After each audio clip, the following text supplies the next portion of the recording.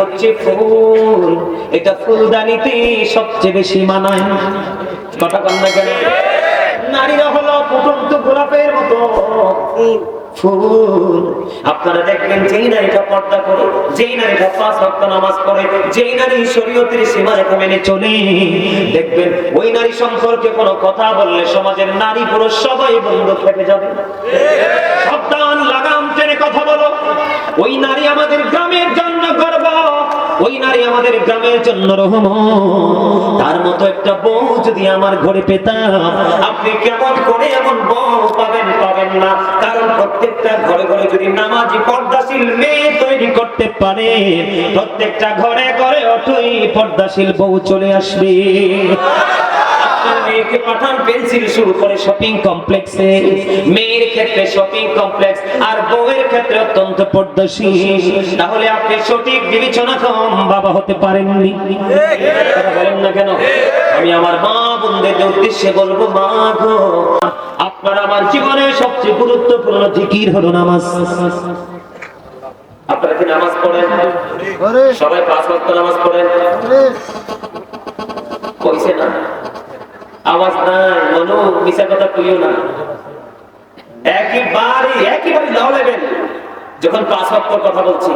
কারণ আপনি নামাজ, আপনি নবীকে ভালোবাসলে লাভ হবে কি? আহলে সুন্নাত ওয়াল জামাত করলে লাভ হবে কি? সুন্নি জামাত পে আহলে সুন্নাত ওয়াল জামাত মানিতে কি? নবীকে যারা মনে প্রাণে গ্রহণ করেছে তারাই হলো নবীজি সুন্নাতের আহলে। মনে প্রাণে ধারণ করেছেন, বাস্তব জীবনে বাস্তবায়ন করেছেন, তাইলে হবেন আপনি সুন্নি জামাত। আপনি শুধু মনে মনে বলবেন আমি আহলে সুন্নাত ওয়াল জামাতের অন্তর্ভুক্ত, আদতে নবীর সুন্নাতের কোনো কাজ নাই, এই সুন্নিয়ত দিয়ে পার হওয়া যাবে? যাবে? আপনারা কি মনে করেছেন? আমার আগে একজন যিনি আলোচনা করেছেন, তিনি আবু বকর সিদ্দিক রাদিয়াল্লাহু তাআলা প্রেম নিয়ে আলোচনা করেছেন। আমি একটা জায়গা নিয়ে আলোচনা করব আপনাদের। তারা সুন্নিয়ত, তারা যে আহলে সুন্নাত ওয়াল জামাতের অন্তর্ভুক্ত, রাসূলের আদর্শটাকে তারাও কিন্তু বাস্তবায়ন করতে করতে আজকে আমাদের পর্যন্ত নিয়ে এসেছেন। তারা কেমন করে বাস্তবায়ন করছে জানেন? আবু বকর সিদ্দিক রাদিয়াল্লাহু তাআলা আনহু সমস্ত সম্পত্তি ব্যয় করতে করতে তিনি দুস্থ হয়ে গেলেন। গায়ে জামা পর্যন্ত পরার মতো ওনার এবিলিটি নেই। মসজিদে নববীর মধ্যে আযান হয়ে গেল। মসজিদের মধ্যে যখন আযান হয়ে গেল, নবীজি নামাজের জন্য অপেক্ষা করতেছে। আবু বকর এখনো যায় না। অবদ্ধ কারণ আবু বকর যাবে কেমন করে? আবু বকর নামাজ পড়তে হলে পোশাকের একটা শর্ত আছে গো। এই শর্তের দ্বারে কাছেও নাই আবু বকর, কারণ পোশাক তো নাই, কেমন করে মসজিদে যাবে? বন্ধুরে আমার কিতাব প্রমাণ করেছে ওনার শরীরের মধ্যে ছোট্ট একটা জামা ছিল। এই জামাটার সাথে পরের বালিশের গিলাফ তিনি ছিঁড়ে জোড়া লাগাইছে।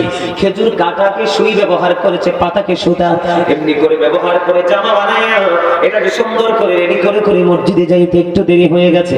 মসজিদে কদমটা দিতে দেরি রে, আমার নবীজি একটা ডাক দিয়ে বললেন, আবু বকর, আমি থাকা অবস্থায় ইসলামে তোমাদের ইসলামের প্রতি এত অবহেলা, আমি চলে গেলে না জানি কি অবস্থা হবে। অথচ আবু বকর ইচ্ছে করে নামাজ পড়তে দেরি করেনি। ওনার পোশাক ছিল না বন্ধু। আবু বকরের জন্য নবীজি নামাজ পড়লেন, দোয়া করে দিলেন। নামাজ শেষ করার পরে যখন নবীজি বাহিরের দিকে পবিত্র কদম মোবারক বাড়িয়ে দিলেন, এবার সামনের দিকে চাইয়া দেখি রে, হযরত জিবরাইল আলাইহিস সালাম আজকে খেজুর পাতার পোশাক পরে নবীজির সামনে। জোরে জোরে বলুন না সুবহানাল্লাহ। নবীজি একটা ডাক দিয়ে বললেন, ভাই জিবরাইল, আপনি যখন আমার কাছে আসেন তখন আমি দেখতে পাই আপনার সঙ্গে ব্যতিক্রম জান্নাতি পোশাক আপনার সাথে যুক্ত, কিন্তু আজকে খেজুর পাতার পোশাক কেন আপনার বউরিতে?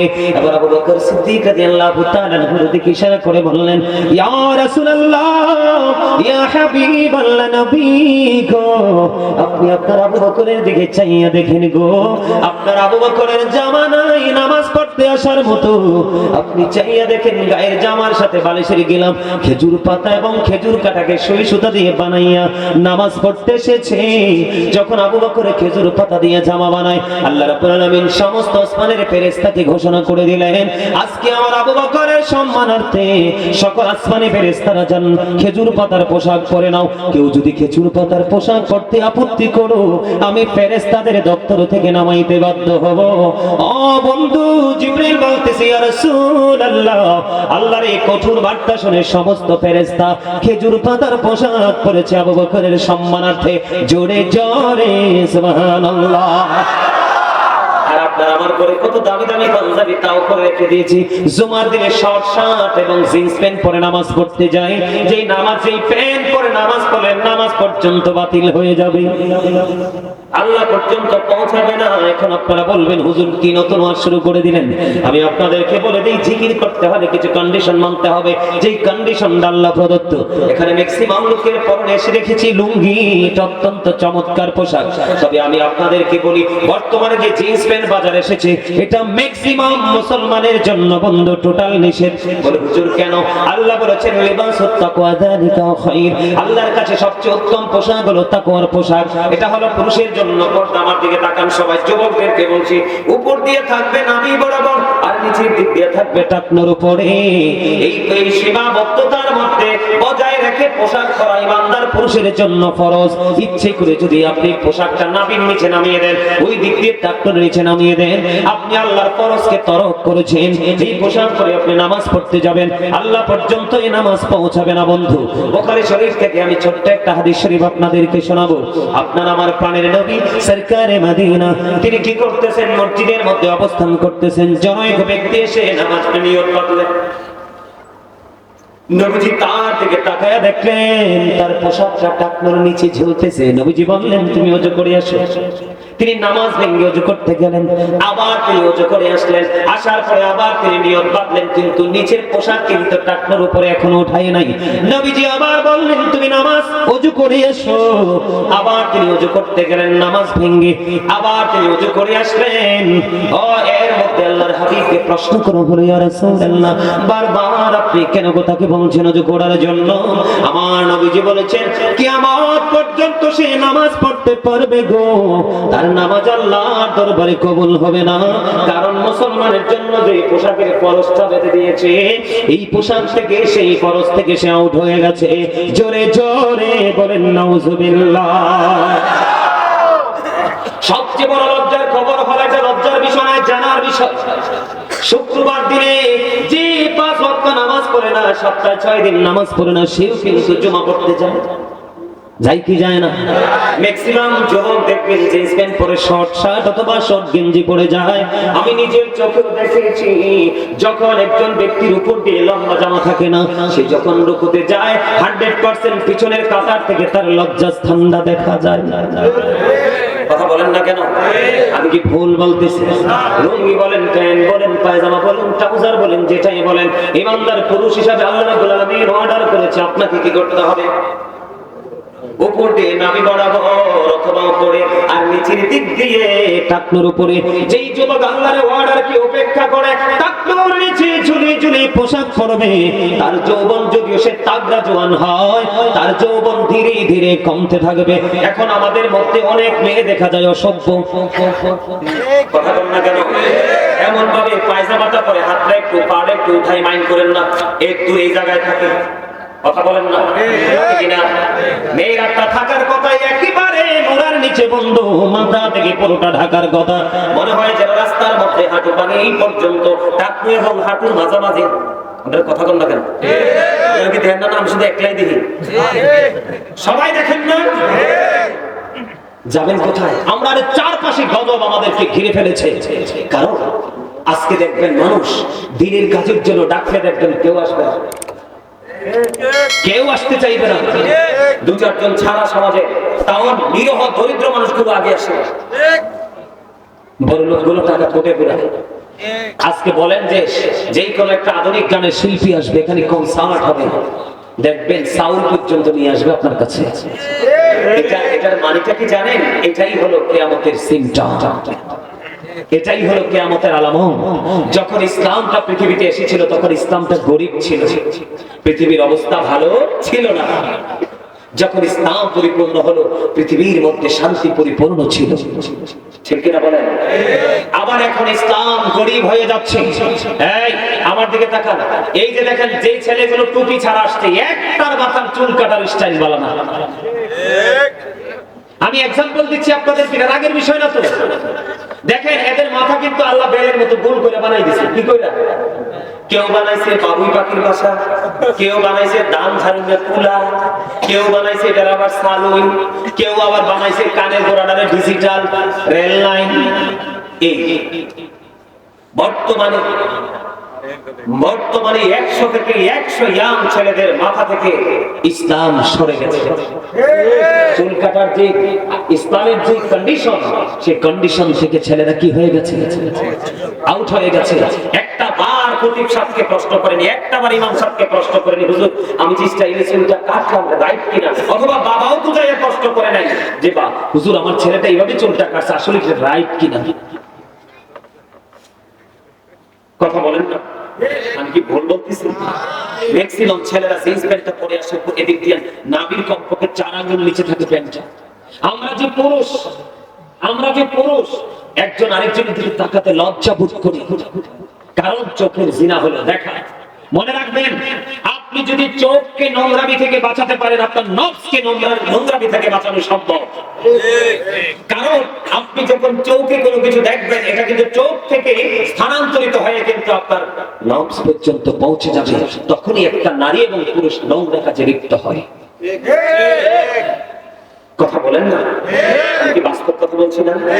আরে ভাই, তোমরা মুসলমান, ইসলামের মধ্যে পরিপূর্ণ পূর্ণাঙ্গ জীবন ব্যবস্থা রয়েছে। কারণ Islam is not only religion but also complete code of life.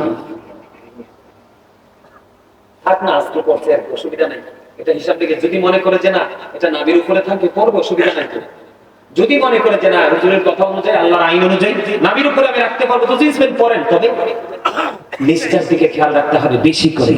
Bukhari শরীফের মধ্যে আসছে যে ইচ্ছে করে কি করে, ইচ্ছে করে কন্টিনিউ টাকনোর নিচে ঝুলিয়ে ঝুলিয়ে পোশাক পরবে, তার ঠিকানা জাহান্নাম। তার ঠিকানা কোথায়? জাহান্নামে। আবু বকর সিদ্দিক রাদিয়াল্লাহু তাআলা নবীজির এই ভয়ঙ্কর হাদিসগুলো শোনার পরে বললেন, ইয়া রাসূলুল্লাহ, আমি সব সময় আমার পোশাকটাকে টাকনোর উপরে রাখি, মনে অজান্তে এটা নিচে নেমে আসে গো নবী। যখন দেখি নিচে নেমে আসছে, আমি তাড়াতাড়ি করে উঠাই পালাই। এখন আমিও কি সাজার অন্তর্ভুক্ত হব গো? নবীজি বললেন, না না, যদি তুমি ইচ্ছে করে টাকনোর নিচে অহংকার করে ঝুলিয়ে ঝুলিয়ে না পড়ো, চলে গেছে তুমি উঠিয়ে ফেলো, তাহলে তোমার কোনো সাজা নেই, তোমার জন্য কোনো সাজা নেই। জোরে জোরে কন্যা সুবহানাল্লাহ। দেখতে পাইলেন পোশাকটা নাভির নিচে টাকনোর নিচে চলে গেছেন, সঙ্গে সঙ্গে তুলে ফেললেন। এটাকেই বলে তাকওয়া। কি এটাকে বলে ভয়। আমার দিকে তাকান, আল্লাযীনা আমানু, যারা ঈমান এনেছে, ওয়াকানু ইয়াত্তাকুন, এবং তাকওয়া অবলম্বন করেছে, লাহুমুল বুশরা, তাদের জন্য সুসংবাদ, ফিল হায়াতিদ দুনিয়া, দুনিয়ার জীবনে, ফিল আখিরা, এবং পরকালের জীবনে। আল্লাহ কথা দিয়েছেন, ঈমানদার হওয়ার পরে যদি তোমরা ভয় করতে পারো, তাহলেই তোমরা উভয় জাহানের সুসংবাদ প্রাপ্ত। তোমরা শুধু প্রেম করলা, ভয় করতে পারলা না, কখনোই তোমাদের সফলতা সম্ভব নয়। আল্লাহ কিয়ামতের দিন আমার দিকে তাকান, 3 শ্রেণীর মানুষের দিকে রহমত করবে না, ক্ষমা করবে না, তাদেরকে মায়া করবে না। হুজুর গো, এই 3 শ্রেণীর মানুষগুলো কারা? এর মধ্যে 1 নাম্বার হলো যুবক হোক বা বৃদ্ধ হোক বা মধ্যবয়সী হোক, যে অহংকার করে করে টাকনোর নিচে চেঁচিয়ে চেঁচিয়ে লুঙ্গি প্যান্ট পায়জামা পরবে। নাউজুবিল্লাহ বলেন না। 2 নাম্বারটা কে? 2 নাম্বারটা হলো যে মানুষ ব্যবসা করে। কি করে? বর্তমানে নির্বাচনের আড্ডা দিয়া কি পরিমাণ জুলুম জানি ব্যবসায়ীরা সাধারণ নিরহ মানুষের উপর করেছে, তাদের উপায় থাকবে না কাল হাসরের দিন। আল্লাহ সূরা রহমানের মধ্যে বলেছেন, ওয়াকিমুল ওয়াজনা বিল কিসতি ওয়া লা তুখসিরুল মিজান। আল্লাহ বলে ওজন কায়েম করো, ওজনে কম দিও না, পাল্লিটা ঠিক রাখো। এখন তুমি লোভে পড়ছো, কাস্টমার বিপদে পড়ছো, 5 টাকাটা রাখছো 30 টাকা, হিসাবটাও দিবা চুকি চুকি। আমি আসছি পরে আসল জায়গাটা, একটু পরে যাইতেছি। আসল জায়গাটা দুই নাম্বার হলো ব্যবসার মাধ্যমে মিথ্যা কথা বলে বলে কৌশল করে কাস্টমার থেকে টাকা হাতিয়ে নেয়। বলে হুজুর তিন নাম্বার কে? তিন নাম্বার হলো সমাজের মধ্যে কিছু টাকাওয়ালা মানুষ থাকে, মানুষ যখন বিপদে পড়ে তাকে হাওলাত দেবা যে কোনো মাধ্যমে দেয়, কিন্তু সুযোগ পাইলে আবার তাকে খোঁটা দিয়ে কষ্টও দেয়। আমরা কইলে কোন না করলেন, এটা হাদিস শরীফের কথা, বিন্দু পরিমাণ ভুল নাই। জানেনটা কোথায়? এই পোশাকের সাথে যুক্ত, এই জন্য হাদিস শরীফটা বললাম। পুরুষ কি করতে পারবে না? বলে হুজুর তাই এই পোশাকটা আবিষ্কার করছে কে? এই পোশাক তো কোনো ইমানদার আবিষ্কার করেনি, এটা সূত্রপাত করেছে বেঈমানের। আল্লাহ বলেছেন ইন্নাল কাফিরিনা কানু লাকুম আদুওয়াম মুবিনা। আল্লাহ বলেছেন the heretics are the eternal enemy of the believers। ইমানদারদের প্রকাশ্য শত্রু হলো বেঈমানেরা। আপনারা বুঝেন না, আমাদের জন্য সুন্নাত ছিল মেসওয়াক। যদি কষ্ট না হতো প্রত্যেকটা নামাজের আগে রাসূল মেসওয়াক করার অর্ডার দিতেন। আমাদের কষ্ট হবে জন্য এত শক্ত নির্দেশনা দেননি, কিন্তু আমরা এই মেসওয়াকের মতো পবিত্র সুন্নাতকে ডিলিট করে দিয়েছি। কৌশলে বেঈমানেরা ব্রাশ ঢুকিয়ে দিয়েছে আপনার আমার হাতে। বাংলার আনাচে কানাচে ছিল ফুরকানিয়া মাদ্রাসা, মা বোনেরা সকাল হলে বাচ্চাদেরকে মাদ্রাসার দিকে পাঠিয়ে দিতেন। এখন আর কোরআন তেলাওয়াতের আওয়াজ শোনা যায় না। এখন মা বাবারা তাহাজ্জুদের উঠতে উঠে সাজে, মা বিশেষ করে মা ছেলেকে কিন্ডারগার্টেন ইংলিশ মিডিয়ামে নেবে, এইটাও বেঈমানদের একটা অপকৌশল। নারীরা দেখবেন পাতলা পোশাক পরে হাঁটে, এই নারীরা হলো বেহায়া। আল্লাহর হাবিব বলেছেন যেই নারী পোশাক পরার পরেও তার অঙ্গটা অন্য মানুষ দেখতে পায়, তোমরা মনে করবে এই নারী পোশাক পরিহিত নারী নয়, এই নারী ল্যাংটা উলঙ্গিনী। জোরে বলেন না নাউজুবিল্লাহ। আল্লাহ তো তোমার ঘাড় কত মোটা, তুমি কত পয়সার মালিক হইছো গো খালা, তুমি আল্লাহর অর্ডার মানো না। আল্লাহ করেন ওয়াকারনা ফি বুয়ুতিকুন্না ওয়ালা তাবাররাজনা তাবাররুজাল জাহিলিয়াতিল উলা। আল্লাহ বলেন এই কই যাবেন না, আমি আসতেছি।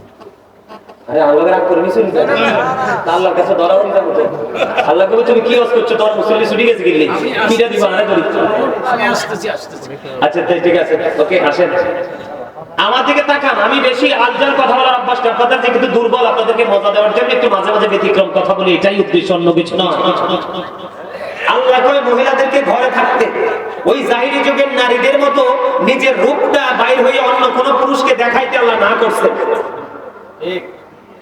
আপনাদের এলাকার মা বোনেরা নিশ্চয়ই পর্দা করে না? কারণ পাহাড়ি এলাকার মানুষ, তারা নিশ্চয়ই পর্দা করে। যদি তারা পর্দা করে তাদের জন্য ওয়েলকাম, আর যারা পর্দা করেন না তাদের জন্য একটু ওয়াজ। ঠিক না ঠিক? আল্লাহ কি বলছে? নারীদেরকে ঘরে থাকতে বলছে, কি করতে বলছে? তার মানে পর্দা থাকতে বলছে। বলে হুজুর আমরা কি সাইফা জন্তু নিয়ে আমরা ঘরে থাকবো? হ্যাঁ বের হবেন, আপনি পর্দা নিয়ে বের হন, এমন ভাবে বের হন আপনার বডিটা কেমন এটা কোনো পুরুষ যেন অনুভব করতে না পারে। এমন বোরকা পরে কষাই দেখলে বুঝবো বডির উপর নিচে কয় মন গোস্ত। আর আমি আপনার হাসে এটা লজ্জা থেকে বলছি, আমার মুসলমান মা বোন তো এমন বোরকা পরে ইমাম সাহেব তার দিকে তাকাইলে আরেকবার খাবারের দাওয়াত দিলে ইমাম সাহেব যাইতে লজ্জা বোধ করবে, কারণ লজ্জা সবসময় থাকে চোখে।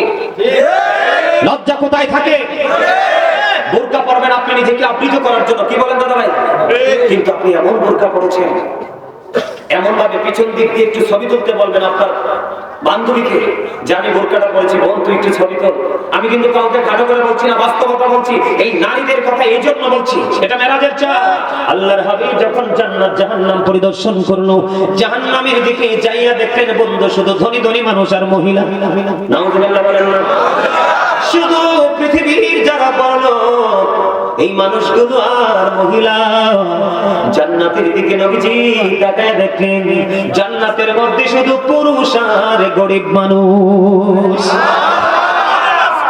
মহিলাদের অবস্থা অত্যন্ত ভয়ঙ্কর। আমি বলবো একটা ছবি তুলবেন, বলবেন বোন একটা ছবি তোল, আমি দেখবো আমাকে কেমন লাগে। আপনি নিজে ছবি পিছন দিক দিয়ে একটা পিকচার তুলে তাকাবেন, যদি সত্যিকারই আপনার মধ্যে ন্যূনতম ঈমান থাকে, আপনার ছবি দেখলে আপনার কাছে লজ্জা লাগবে। কেন? নারী হচ্ছে ফুল, এটা ফুলদানিতে সবচেয়ে বেশি মানায়। কথা কন না কেন? নারীরা হলো ফুটন্ত গোলাপের মতো ফুল, ফুল। আপনারা দেখবেন যেই নারীটা পর্দা করে, যেই নারীটা 5 ওয়াক্ত নামাজ পড়ে, যেই নারী শরীয়তের সীমারেখা মেনে চলে, দেখবেন ওই নারী সম্পর্কে কোনো কথা বললে সমাজের নারী পুরুষ সবাই বন্ধ খেপে যাবে। সাবধান, লাগাম টেনে কথা বলো। ওই নারী আমাদের গ্রামের জন্য গর্ব, ওই নারী আমাদের গ্রামের জন্য রহমত। তার মতো একটা বউ যদি আমার ঘরে পেতাম, আপনি কেমন করে এমন বউ পাবেন? পাবেন না।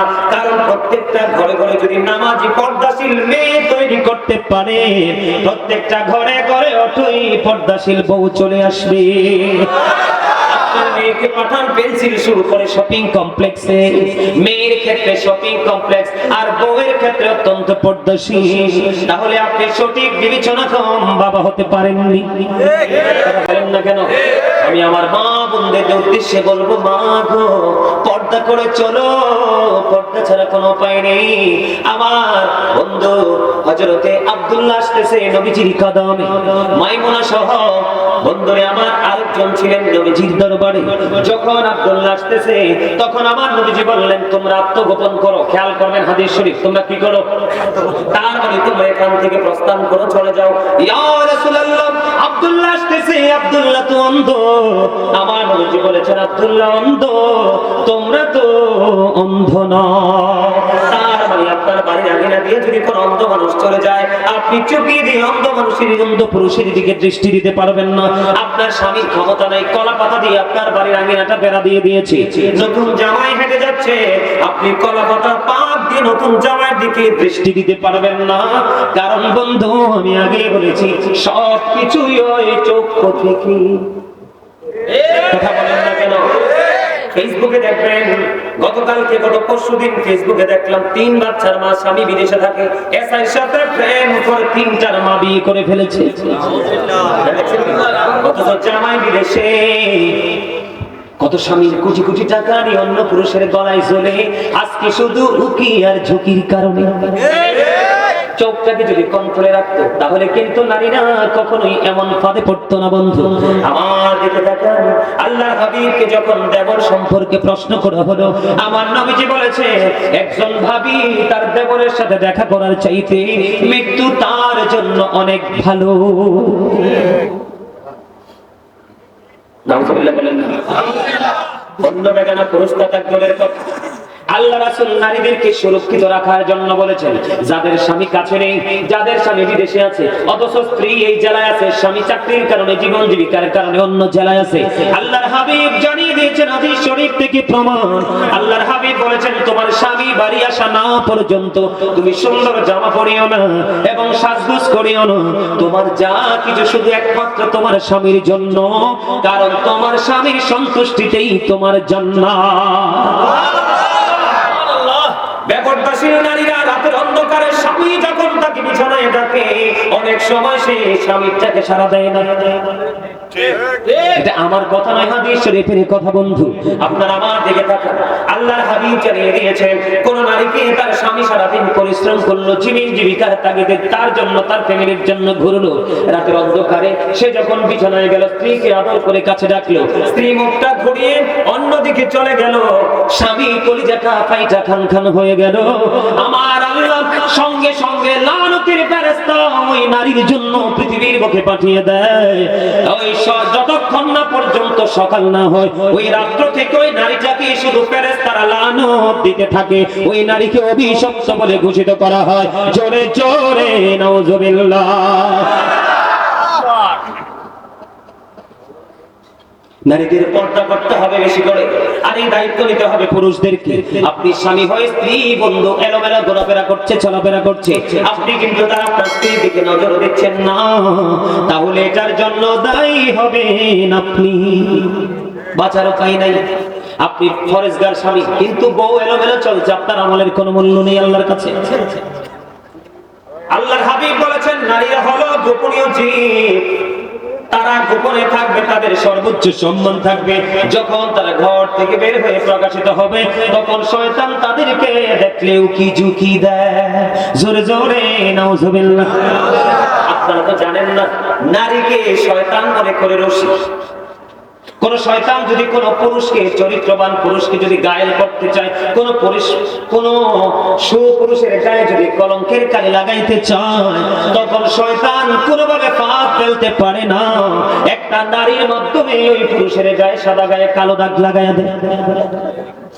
এই জন্য নারীদেরকে অত্যন্ত সচেতন থাকতে হবে, অ্যালার্ট থাকতে হবে। স্বামীর অনুমতি ছাড়া এই বাড়ি থেকে ওই বাড়িও যেতে পারবেন না।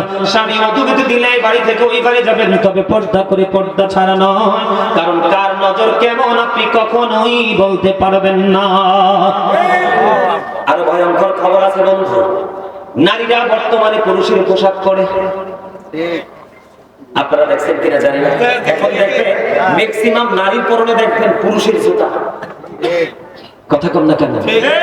আমি ভুল বলছি না, কিন্তু দেখেই বলছি ম্যাক্সিমাম নারীর পরনে। আপনারা দেখেন, আমরা তো পুরুষ, ওনারা মনে করতে পারে যে হুজুরি পুরুষ দেখে আমরা আমাদেরকে বেশি বলতেছে। না, আমি আপনাদেরকে বলি, আমরা পুরুষ মানুষ। মার্কেটে গেলে আমাদের একটা লুঙ্গি, একটা গেঞ্জি, একটা শার্ট, একটা পায়জামা, একটা প্যান্ট, এই তো আমরা পুরুষদের। আর শপিং মলে গেলে যেদিকে তাকাবেন শুধু নারীদের জিনিস। কতটা ধ্বংস হয়েছে নারীরা, কতটা পথভ্রষ্ট হয়েছে তারা, কতটা অভিশপ্ত হয়েছে, কতটা লানত প্রাপ্ত হয়েছে। নারীদের জুতাগুলো অত্যন্ত ডিজাইনেবল। আপনি চাইলে সর্বোচ্চ হাই হিল করতে পারেন, মিডল হিল করতে পারেন, আবার ফ্ল্যাট করতে পারেন। পারেন না? নারীরা করতে পারে না? তাদের কোয়ালিটির কোনো শেষ নাই। এত সুন্দর সুন্দর ডিজাইনে আমি বুঝাই আপনাদেরকে। হ্যাঁ, আমি আপনাদেরকে বলি, রক্ত পুষ বাণী বুঝেননি, একজন জাহান্নামীকে খাইতে দেওয়া হবে। এটা কেমনে সিস্টেম করা হয়েছে জানেন? আপনার জাহান্নামী যারা হবে, পাপী যারা, তারা তো জাহান্নামী। জাহান্নামী যারা হবে তাদের জন্য কিন্তু একটা স্পেশাল রিসেপশনের ব্যবস্থা আছে। নাউজুবিল্লাহ বলে। কেমন জানেন? একটা জাহান্নামী একেবারে তার বডিটা পৌঁছে লিকুইড হয়ে যাবে, এদিক দিয়ে আরেকটা জাহান্নামীর বডিটা তৈরি হয়ে গেছে। কি হয়ে গেছে? কথা বুঝে নেবেন। একটা জাহান্নামীর এই বডিটা কি হয়ে গেছে? পৌঁছে গেছে, গলে গেছে। লিকুইড বুঝো না তোমরা? যেমন লিকুইড বলতে আপনারা জুস, জুস, তরল, তরল এর গেছে। মাশাআল্লাহ, চমৎকার কথা বলেছেন। তরল, একবারই নরম। ঠিক এইরকম হয়ে যাবে। আরেকটা জাহান্নামীও এতক্ষণ লিকুইড ছিল, তার এই লিকুইড বডিটাকে, যেই বডিটা তৈরি হয়েছে তাকে খাবারটা দেওয়া হয়েছে।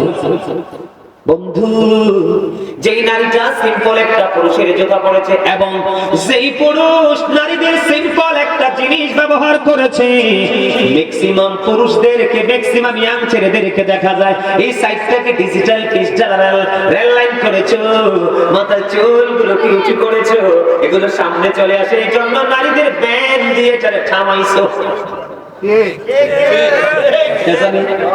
রাস্তায় দেখি তো, কই অহন কইতাম না, সময় মতো কমু। কি করবো? সময় মতো কমু। আজকে সময় পাইছি রে। তোমরা যারা এই নারীদের জিনিসটা ইউজ করেছো, তোমরা অভিশপ্ত। নবীজি বলে গেছেন আজ থেকে 1450 বছর আগে। নাউজুবিল্লাহ বলেন না? নারী যেই পুরুষের পোশাক পরবে, পুরুষ নারীর পোশাক পরবে, উভয়কে লানত দিয়ে গেছেন আমার আল্লাহ এবং আল্লাহ রাসূল। অবন্ধ লানত প্রাপ্ত যারা, তাদের ভয়ঙ্কর হিসাব নিকাশ হবে। কি হবে? আপনারা নামাজ পড়েন না, হালাল পথে উপার্জন করেন না, মা বাবার সাথে ভালো আচরণ করেন না, মসজিদ গুলো এত সুন্দর করে বানিয়েছেন, মসজিদে হাইয়া আলাস সালাহ বললে যান না। যতদিন পর্যন্ত আপনি আপনার নামাজটাকে প্রিয় করতে না পারবেন, ততদিন পর্যন্ত আপনি যত বড় ইমানদারি হন না কেন, আপনি ইমানদার হিসাবে বিবেচিত হবেন না, এবং সকল ধরনের নোংরা কাজ থেকে নিজেকে আপনি আড়াল করতে পারবেন না। কারণ আল্লাহ বলেছেন, ইন্নাস সালাতা তানহা আনিল ফাহশাই ওয়াল মুনকার। নামাজ মানুষকে খারাপ কাজ থেকে বাঁচাই রাখে। সুবহানাল্লাহ। নামাজ মানুষকে খারাপ কাজ থেকে কি করে? বাঁচাই রাখে। এখন আপনি নামাজ পড়ার পরেও যদি আপনি খারাপ কাজ করেন, তাহলে মনে করতে হবে আপনার নামাজটা 100% হয়নি, কোথাও না কোথাও ত্রুটি আছে। এজন্য বলছি, আগামীকালকে থেকে 5 ওয়াক্ত নামাজ পড়বেন, কারণ লাভের কোনো শেষ নাই। এটা শীতের দিন চলে না? আপনাদের এলাকায় কি শীতের দিনে গাছের পাতাগুলো ঝরে? ঝরে না? সব গাছের পাতা ঝরে? কোন গাছের পাতা ঝরে না বলুন তো? তাল গাছ। নারকেল গাছ। এই আমার চাচা অনেক বুদ্ধি। আমি চাইছিলাম আপনাদেরকে ফেসে পালাম না, পারলাম না। আলহামদুলিল্লাহ, বুদ্ধি আছে মাশাআল্লাহ, বুদ্ধিটাই চাই। ম্যাক্সিমাম গাছের পাতা ঝরে যায়, শুধু নারকেল গাছ তাল গাছ ছাড়া। বলে হুজুর এখানে কেন আসলেন? আপনার আমার জীবনে গুনার কোনো শেষ নাই। হযরত আবু যর রাদিয়াল্লাহু তাআলা আনহু থেকে হাদিস কানা বর্ণিত, আমার নবী শীতের দিনে বের হলো, বের হওয়ার পরে তিনি দেখতে পাইলেন গাছের পাতাগুলো বিরামহীন ভাবে জোরে জোরে পড়ছে। নবীজি গাছের ডালে স্পর্শ করলেন, তার মানে ধরলেন, ধরার পরে আবু যরকে ডাক দিলেন। আবু যর উত্তর দিলেন, লাব্বাইকা রাসূলুল্লাহ, আমি হাজির। নবীজি বললেন, আবু যর তুমি চাইয়ে দেখো শীতের কারণে গাছের পাতাগুলো কেমনে শুষ্ক হয়ে জোরে জোরে পড়ছে। ঠিক তেমনি ভাবে আল্লাহর কোন বান্দা আমার উম্মত নামাজের মাধ্যমে প্রাণ উজাড় করে যখন আল্লাহর কুদরতি কদমে সিজদা দিয়ে তার কপালটা আল্লাহর কুদরতি কদমে ঠেকিয়ে দিবে, ওই শীতের দিনের গাছের পাতার মতো তার সমস্ত জীবনের গুনাহগুলি ঝরে যাবে। আপনারা ভয় থাকার কথা না। আল্লাহ কয় নামাজ পড়লে তুমি সব খারাপ কাজ থেকে আমি বাঁচায় রাখবো। আর হাদিস শরীফের মধ্যে আসছে শীতের দিনের গাছের পাতা যেমনি স্প্রেতে ঝরে পড়ে যায়, ঠিক তোমার নামাজ পড়লে তোমার জীবনের গুনাহ এমনি ঝরে পড়ে যাবে। জোরে বলুন আলহামদুলিল্লাহ। তাহলে নামাজ কি ছাড়বে? ধরবেন। এখন তো কত জাতের নামাজি অত্যন্ত কমার্শিয়াল নামাজি, আসরের সুন্নাত তো পড়েই না, এশারের সুন্নাত তো পড়েই না, নফলের তো ধারে কাছে নেই। এই নামাজে দিয়ে কোনো লাভ নাই। তাকে নিয়ে পড়তে হবে, প্রেম নিয়ে পড়তে হবে, তাহলে সফলতা সম্ভব। আর জোরে বলেন, তাহলে কি সফলতা? আমার দিকে তাকান। নামাজ পড়তে হবে, নামাজ পড়লে পুরুষও পর্দা করতে পারবে, নারীও পর্দা করতে পারবে। আর আপনারা মহিলারা পর্দা করে যাবে, আপনারা আবার তিন রাস্তার মোড়ে দাঁড়াইয়ে এমনি চাইয়া থাকেন না। আল্লাহ রাসূল বলছে, তোমরা তোমাদের চক্ষুগুলোকে নির্বিরতন করে রাখো, নিচু করে রাখো। কি করে রাখো? আপনার চোখ দুটো দিছে অকাজে ব্যবহারের জন্য না, এর চোখের দিকে হাইয়া চাইলেন না। হাঁটতে লাগলে মাথা নিচু করে হাঁটবেন। কথা কি বুঝতে পারছেন? আপনি যখন নামাজ পড়বেন, নামাজ পড়ার কারণে আপনার মধ্যে সব ধরনের পবিত্রতা চলে আসবে, অপবিত্রতা দূর হয়ে যাবে। আলহামদুলিল্লাহ বলেন না? আলহামদুলিল্লাহ। হযরত ওমর রাদিয়াল্লাহু তাআলা এর জামানায় একটা যুবক এমন বেশি আল্লাহর প্রেমিক ছিলেন, তিনি প্রতিদিন যে নামাজ পড়তে যাইতেন মসজিদ, এই মসজিদটা একটা বাড়ির উপর দিয়ে যেতে হতো। এটা হযরত ওমর রাদিয়াল্লাহু তাআলা এর জীবনী থেকে ওনার জামানার ঘটনা একটা বলছে আপনাদেরকে বোঝানোর জন্য। বিশেষ করে এখানে যুবক বেশি তো তাদেরকে বোঝানোর জন্য, তোমাদেরকে বোঝানোর জন্য। তো এখন তো ছেলেরা যে প্রতিদিন নামাজে যায়, বিশেষ করে এশারের নামাজের সময় তো অন্ধকার হয়ে যায় না। তো একটা মেয়ে আছে অপূর্ব সুন্দরী, এই মেয়েটা সব সময় ছেলেটাকে দেখলে তার মনের প্রেম আকাঙ্ক্ষাটা ছেলেটাকে বিভিন্ন ভাবে বোঝায়। কিন্তু ছেলেটা এত বেশি আল্লাহ প্রেমিক যে একদিন হিসাব দিতে হবে, ভয় করে মেয়েটার দিকে সে তাকায়ও না। সে কি করে, একদিন সে তাকে সবসময় এড়িয়ে যায়। একদিন এরকম করতে করতে দিন যাচ্ছে যাচ্ছে যাচ্ছে, হঠাৎ করে একদিন এশার নামাজ পড়তে গেলেন। এশার নামাজ শেষ করে যখন সে তার বাড়ির উদ্দেশ্যে রওনা হলেন, মেয়েটা এমন ভাবে মেয়েটা প্রেম আকাঙ্ক্ষা দেখালেন, ছেলেটা আর থাকতে পারলো না। ছেলেটা সোজা মেয়েটার ঘরে চলে গেল। যাওয়ার পরে দেখলেন মেয়েটা এমন একটা পরিবেশ তৈরি করে ফেলেছে যেন স্বামী স্ত্রীর ভাষণ হবে। নাউজুবিল্লাহ বলেন। মানে মেয়েটা ছেলেটাকে এত বেশি ভালোবেসে ফেলেছে, এটা কোনোভাবেই সে মানে এটাকে তার কাছাকাছি এসে তাকে আপন করে বোঝানোর মতো সক্ষমতা হয় না। বিভিন্ন কৌশল তাকে শয়তান ধোঁকা দিয়েছে, সে ঘরে চলে গেল। যাওয়ার পরে বন্ধু যখন এই পরিবেশটা এত ভয়ঙ্কর হয়ে গেছে, হঠাৎ করে ছেলেটা আরম্ভ করে ওই যে কিয়ামতের দিনের কথা বন্ধ মনে হয়ে গেল।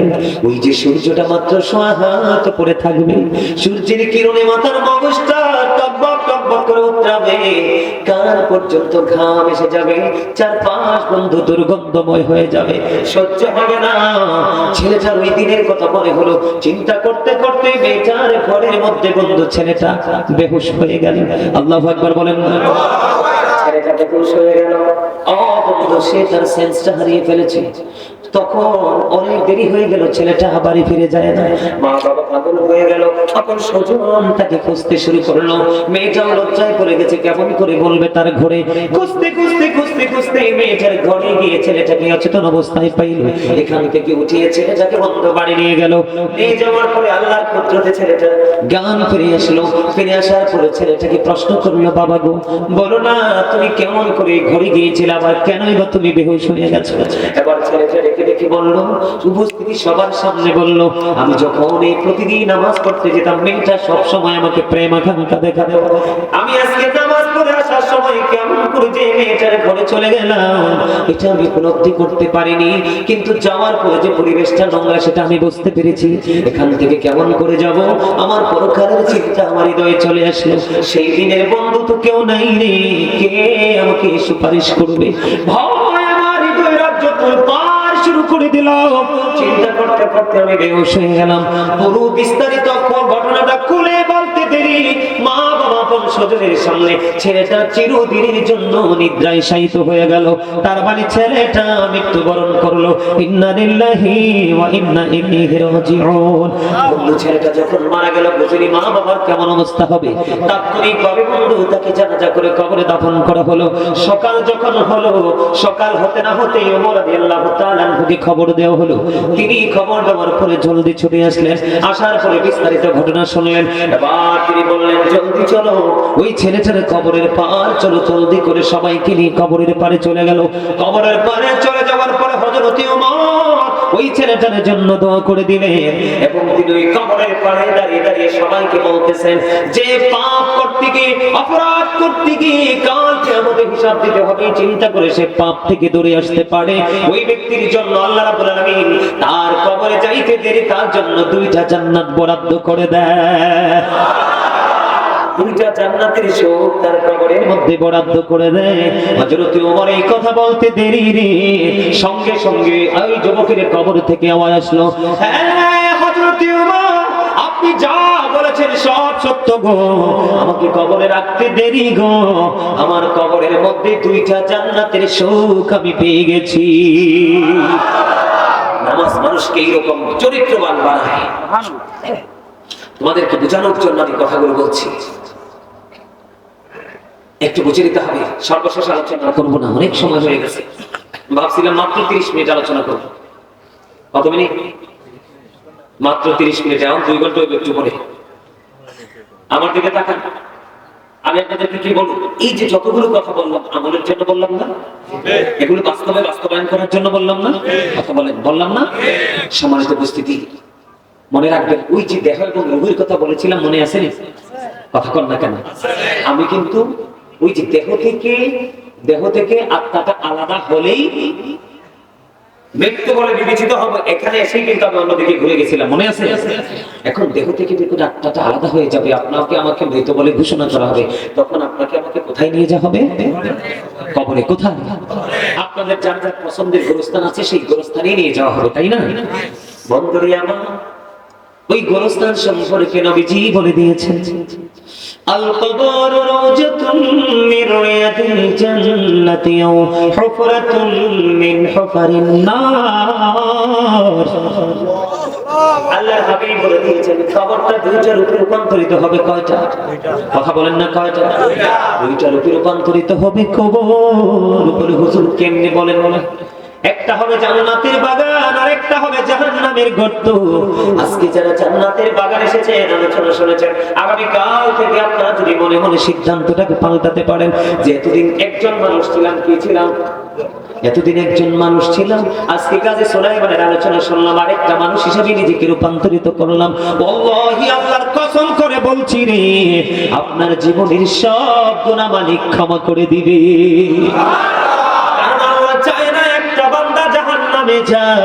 বান্দা শুধু নিজের পায়ে নিজে কুড়াল মেরে জাহান্নামে যাবে। কোরআন শরীফে সূরা ইউনূসের 44 নম্বর আয়াতে আল্লাহ বলেছেন, ইন্নাল্লাহা লা ইয়াযলিমুন নাসা শাইয়্যান ওয়ালাকিন্নান নাসা আনফুসাহুম ইয়াযলিমুন। আল্লাহ বলে দিয়েছেন, আল্লাহ আল্লাহর দাসের উপর অত্যাচার করে না, বান্দার উপর অত্যাচার করে না, বান্দা নিজের উপর অত্যাচার করে। কি এটা কি দেখছেন? নি এটা সুবহানাল্লাহ কিছু কই যাইতে নাই। সিজাঙ্গের মানুষ তো একটি, এই জায়গার মানুষ এত দুর্বল কে নাই কই দেখতেন। আরেকবার আগে যাব দেখি আমরা সব একটি। মামা আমি নিতে বলতে জোরে কম না, আমি আরো জোরে সেটাই গেছে নাইলে দূর করে উদয় গেছে, ঠান্ডায় উদয় গেছে, দাদাই কইছে বাইতে দাম বাইতে আছে ও দাদা। ঠিক কিনা? হ্যাঁ, দেখি খালি বাড়াই মানে শান্ত হয় না, কিল্লাই ধরে দেখে উদা। ঠিক না ঠিক? কি মনে করছেন?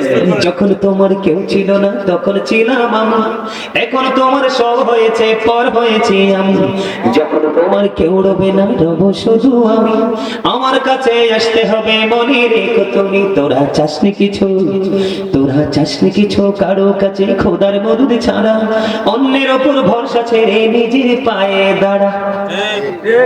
বুঝেন না কিচ্ছু, আগাও বুঝেন না, গোড়াও বুঝেন না। আপনি কি অন্যের আলগা পাওয়া হাতে দৌড়তে পছন্দ করেন না, নিজেরটা দিয়ে? তার মানে বুঝাইছি, আপনার নিজের আমল নিজে করে কবরে যাইতে হবে। আপনি চলে যাওয়ার পরে হাতিয়ে পাঠাবে না, কইব কবর বার যাইতাম না, বেদাত। কি মূর্খ মৌলবীর সঙ্গে বাড়িতেছে না, কবে যাইস না কবর বার, কিনলে যাবি যে বেদা। নাউজুবিল্লাহ। আল্লাহর পথে জহির যারা উচ্চ তাদের শান, মহান খোদা করেন তাদের এমন জীবন দান। রূহ তাদের বানাইয়া সবুজ বরণ পাখি, জান্নাতুল ফিরদাউস বিছিয়ে দেন যতনে রাখি। সাথে থাকি খায় তাহারা জান্নাতি ফলমূল, ওড়ে বেড়ায় রয় হামেশা খুশিতে মশগুল। সুবহানাল্লাহ, মারহাবা কন্যা। কি মনে করছে? আজকে মানুষ দিন থেকে, আমল থেকে, সুন্নাহ থেকে দূরে, তার কারণ মানুষ অনেক বেশি পৃথিবী লোভী। সূরা আলে ইমরানের 185 নম্বর আয়াতের শেষ অংশে আল্লাহ বলেছেন, আমাল হায়াতুদ দুনিয়া ইল্লা মাতাউল গুরুর। এই দুনিয়ার জীবন, পৃথিবীর জীবন একটা ধোঁকা, প্রতারণা। বলছে কে? এই ধোঁকার মধ্যে থাইকা ধন দৌলত জোগায় রাখতে যাবেন সন্তানের জন্য। কোরআন শরীফের 19 পারা খোলেন, সূরা শুআরা 88 নম্বর আয়াতে আল্লাহ বলেছেন, ইয়াউমা লা ইয়ানফাউ মালুন ওয়ালা বানুন। ধন সম্পদ, সন্তান সন্ততি কিচ্ছু কাজে লাগবে না। কার জন্য করছেন? কার জন্য করছেন বলেন? আমরা নির্ভুল, আমরা কোনো চিন্তা নেই, এই জন্য আমরা এই কাজগুলো করছি।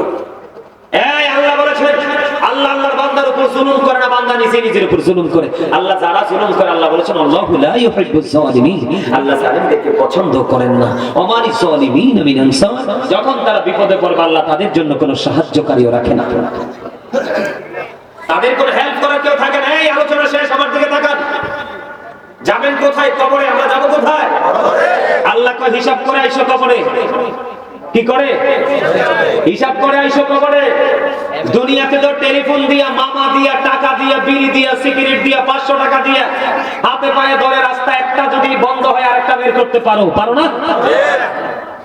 আবার লুকাইতেও পারো অপরাধ করার পরে, পারো না?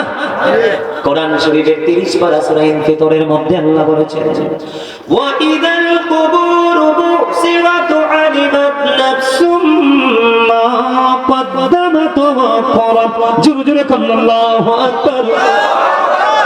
আল্লাহ কি কিছু বুঝেন?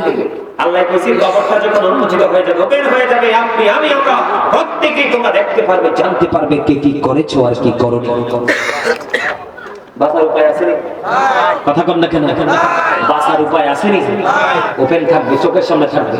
কারণ আপনারা তো দোকানের সামনে সিসি ক্যামেরা লাগাইলে, শপিং মলে লাগাইলে, শহরে লাগাইলে ভয় পান, কিন্তু চিরস্থায়ী 2টা সিসি ক্যামেরা যে আপনার সাথে আছে, এটার খবর কিন্তু আমি কত লোকের কাছে একটা নয় রিলি সরি ওয়াজ করে